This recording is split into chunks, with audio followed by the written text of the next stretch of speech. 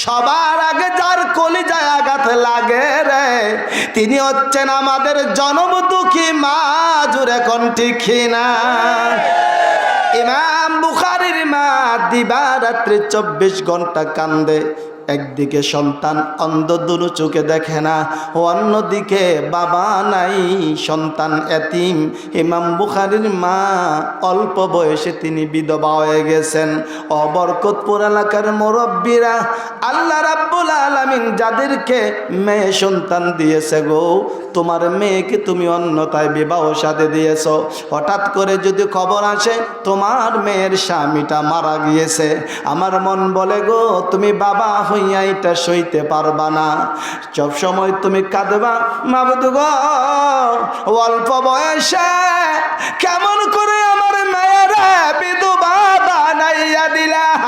সমাজের মধ্যে যেই মেয়ের অল্প বয়সে স্বামী মারা যায়, এই কষ্টটা ওই মহিলা ছাড়া কেউ বুঝতে পারে না। ইমাম বুখারীর মা একদিকে বিধবা, অল্প বয়সে স্বামী হারা, অন্যদিকে সন্তান চোখে দেখে না, দিবারাত্রি 24 ঘন্টা কান্দে। সন্তানের জন্য মা কিনা করতে পারে, দুনিয়ার সব কিছু করতে পারে। ডাক্তারের কাছে একজন মহিলা গেছে সন্তানকে নিয়ে, মার ঠান্ডা লাগছে, ডাক্তার জিজ্ঞাসা ঠান্ডা কেমনে লাগাইছেন মা? ডাক্তারের কাছে জবাব দেয়, সন্তানের জন্য সারা রাত্র জায়গা থাকতে হয়, আমার সন্তানটা অসুস্থ সেই জন্য জায়গা ছিলাম, একটু ঠান্ডা লাগে গেছে। ডাক্তার এবার জবাব দেয়, মা গো এমন ঠান্ডা লাগাইছ মনে হয় গো মা কবরে যাওয়ার আগে কমবে না।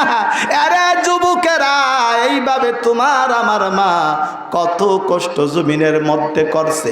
পার্থক্য একটা, তোমার বিবি মুখ কইলা তোমার কাছে কয়, তোমার মা তোমার কাছে কয় না।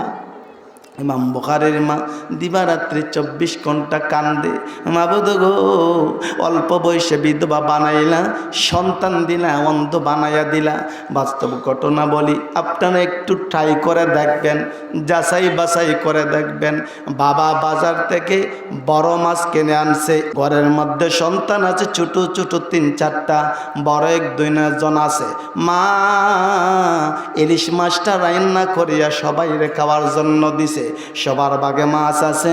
মা জননী শেষ পর্যন্ত একটা পিস মাছ নিয়ে বসেছে খাওয়ার জন্য। ছোট্ট ছোট্ট বাচ্চারা মায়ের পাশে দাঁড়াইছে, মা মাত্র প্লেটটা হাতে নিয়ে বসেছে।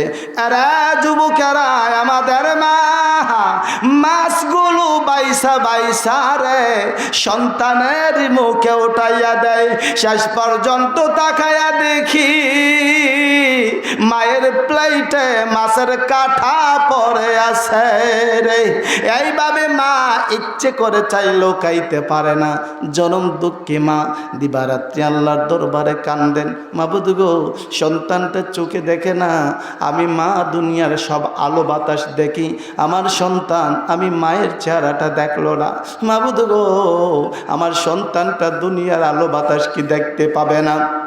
এইভাবে কান্না করতে করতে কোনো একদিন তাহাজ্জুদের নামাজে লম্বা সময় মা জননী ইমাম বুখারীর মা চিৎকার দিয়া কান্না শুরু করছে।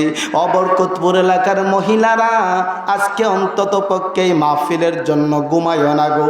হিসাব মিলায়া দেখো, তুমি যেই বিছানায় শুয়ে আছো গো, এই বিছানা থেকে তোমার মা শাশুড়ি বের হয়ে গেছে নতুন শাড়ি পইরা, রঙিন শাড়ি পইরা। যেই ঘরের ভিতরে ঢুকছো গো, এই ঘর থেকে তোমাকে একদিন সাদা কাপড় পরাইয়া বের করা হবে। জুড়ে কোন ঠিক কিনা? ইমাম বুখারীর মা দিবারাত্রি 24 ঘন্টা আল্লাহ রাব্বুল আলামিনের দরবারে কান্দে।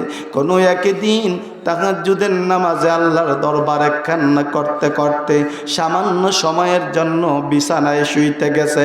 ইমাম বুখারীর মা বলেন, আমি ঘুমের মধ্যে দেখি রে আল্লাহর নবী ইব্রাহিম আলাইহিস সালাম আমি ইমাম বুখারীর মায়ের বাঙ্গা ঘরে আগমন করে ডাকতেছে, আরে ইমাম বুখারীর মা আর ঘুমায়ও না গো, আমি আল্লাহর নবী খলিলুল্লাহ এসেছি।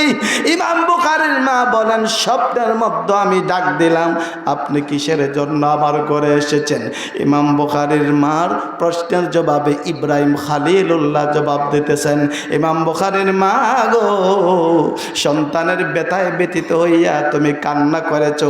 আরে ইমাম বুখারীর মা, আল্লাহ রাব্বুল আলামিন তোমার দোয়াকে দোয়াই বানায়া গো, তোমার সন্তানের চক্ষুকে আমার আল্লাহ চিরদিনের জন্য খুলে দিয়েছেন। জুরে কোন সুবহানাল্লাহ। ও এলাকার মহিলারা, ও মা জাতিরা, তোমাদের কত পাওয়ার, তোমাদের কত দাম, হিসাব মিলাইয়া দেখো। তোমাদের মতো একজন অবলা নারী এই পৃথিবীকে এমন একটা সন্তান উপহার দিয়েছে, সেই সন্তান বুখারী শরীফ লিখেছে, যেই কিতাবের মতো কিতাব এই পৃথিবীতে কিয়ামত পর্যন্ত আর কোনো মাওলানা মুফতি মুহাদ্দিস লিখতে পারবে না। সবাই এই কিতাবের মোকাবেক্ষে থাকবে। শায়াতুল লুমআত, ফাতহুল বারী সহ অসংখ্য কিতাবের মুকাদ্দামাতে এই ঘটনাটা পাবেন।